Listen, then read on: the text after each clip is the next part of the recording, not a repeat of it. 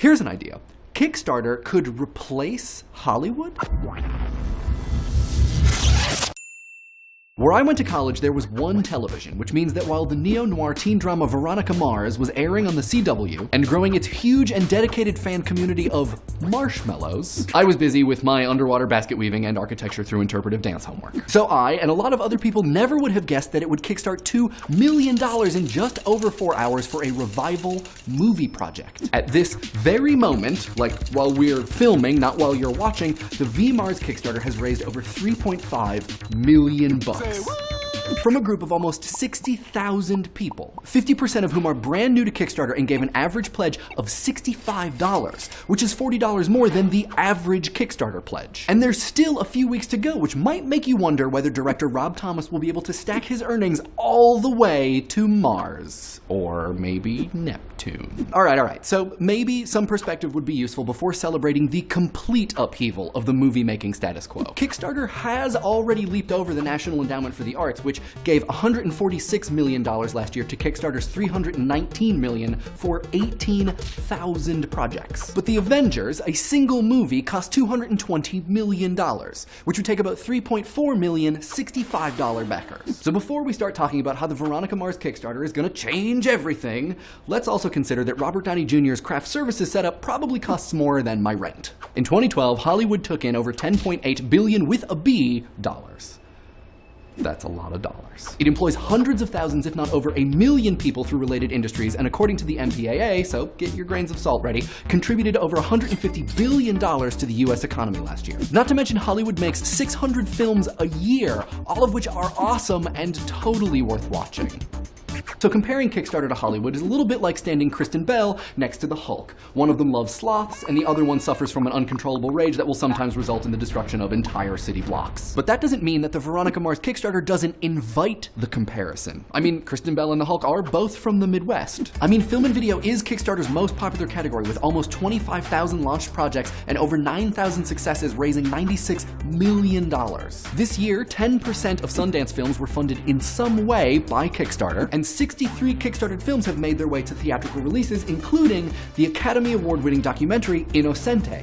That is some box office mojo. Mojo which comes from its ability to capitalize on, amongst other things, pre-existing fan communities like Bronies, Minecrafters, and now Marshmallows, which would be a risky bet for Hollywood. So to be clear, we're not saying Kickstarter is going to replace the $150 billion a year Hollywood industrial complex, but what it could do is give the Hollywood decision-making process, arguably the beating heart of Tinseltown, something of a reboot. Contrary to appearances, the point of Hollywood is not to make movies or television, but to make money through the investment in movies and television, meaning turning your moolah into mo-moolah, sort of like the stock market or craps. And Hollywood isn't always great at the gamble because it depends on a small number of sometimes very out-of-touch people to make all of the big decisions, and then someone goes ahead and makes do no harm, or real steal. Like of the 650 movies made in 2012, 441 made less than $1 million at the box office. 295 made less than 100,000. John Carter lost more money than the vast majority of movies even made last year. Someone somewhere thought audiences were going to lose their minds over whatever it is John Carter is about. I don't know. Space? Kickstarter gives audiences a way to be involved, to vote with their dollars in early decision-making and greenlighting, the part of the process responsible for the approval of things like John Carter. Hollywood is a system for predicting what movies people might want to pay for. Kickstarter is a system for making movies which people want to watch and be invested in and be a part of. You know, the exact thing that Hollywood wishes it were flawless at. This isn't to say that the two systems are mutually exclusive, they're just incredibly strange bedfellows. Unlike fan-loved productions handed down from on high, like The Avengers or Harry Potter, a Kickstarted film involves the fandom as early as pre-production. If the world's marshmallows can front production costs in return for swag not everybody gets, then Warner Brothers, the gatekeeper/keymaster of the V-Mars intellectual property, will cover marketing and distribution. This is the source of all the hubbub. It's the cultural force of a fandom and the economic force of a Hollywood studio, finally all buddy-buddy, simpatico best friends. But is it really all high fives and donuts?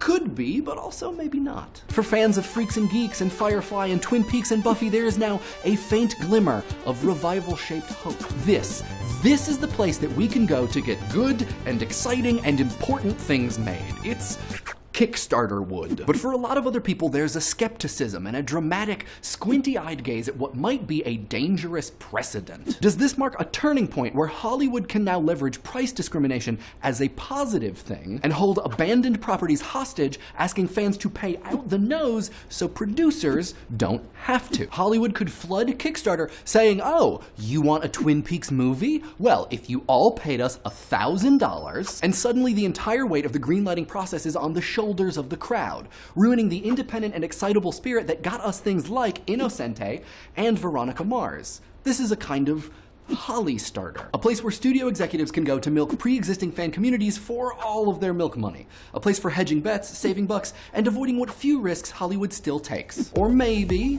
the Veronica Mars Kickstarter will prove that Kickstarter and Hollywood and fans can work together, that Kristen Bell and the Hulk can live side by side in peaceful movie-making harmony, simplifying the process and making sure we all get to see the movies we want. What do you guys think? Will Kickstarter replace the Hollywood greenlighting process? Let us know in the comments. And there is no risk in subscribing to Idea Channel because it is free. I think my house sigil would be 2 banjos crossed in front of Jake and Finn's treehouse. Let's see what you guys had to say about Game of Thrones and piracy. Alex Poe Guitarist says that while piracy might have helped Game of Thrones, it has hurt the anime industry. I'm not an expert in the anime industry, but this makes me wonder whether or not they were hurt from piracy or hurt because they refused to adapt to new modes of distribution. I don't know, I wonder. Eddie Schoenfuss points out that depending upon where you live and what you want to watch, piracy might be your only option for enjoying your favorite shows. This actually makes me wonder, can you get Doctor Who easily with Portuguese subtitles? I don't even know. Legendary Blade points out that not all pirates are of the same ilk, and that there are a lot of people who just will pirate things because it is factually cheaper and then not invest in the property in other ways, which is, yeah.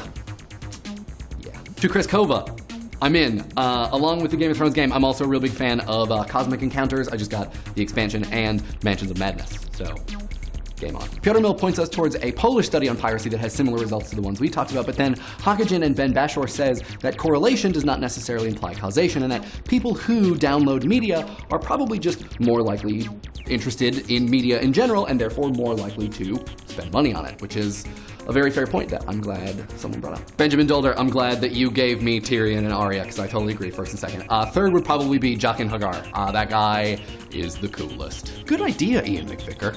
Yeah, that's going in the notebook. Eric Vilas, total coincidence. And for everybody else, if you haven't watched Dan's video on ethical piracy, you should check it out. We'll put a link in the description. Leighton Loveliest makes the really interesting point that piracy could cause people to be economically lazy in the same way that like a moving walkway could cause people to be physically lazy, which is, I think, a really interesting comparison and maybe kind of true. Yeah, it's really good. Mr. Monfree's class points out that piracy can lead to word-of-mouth advertising, which in most cases is better than actual advertising, which is, yeah, I agree. Amethyst Wolf P, what did happen to Sammy? Sammy, are you out there?